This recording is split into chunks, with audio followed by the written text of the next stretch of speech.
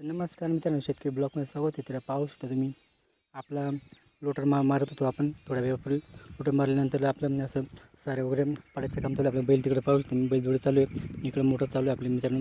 डोंगराच्या कडेला आपलं वावर आहे आणि ते पाहू शकता तुम्ही. असं पद्धतीने ओलवणीचं काम सुरू आहे मित्रांनो, पाहू शकता तुम्ही. आपलं असं काम चालू आहे मित्रांनो.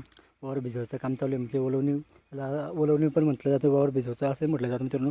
आपण वावर भिजवतो आहे आणि भिजवून गहू पेरायला खूप छान असतो मित्रांनो. एकूण एक दाणा हा उगला जातो आणि जेव्हा आपण असं कोड्यामध्ये गहू पेरायला जातो त्याला लगेच पाणी आपण वरून भरतो.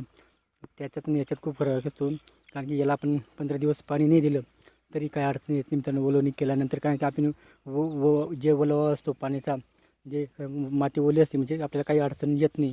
एकूण एक दाणे उतरून जातो मित्रांनो. म्हणून ओलवणी करूनच गहू पेरायला पाहिजे मित्रांनो. व्हिडिओवर तर लाईक शेअर कमेंट करा. आमच्या चॅनल सबस्क्राईब करा. जय जवान जय किसान मित्रांनो.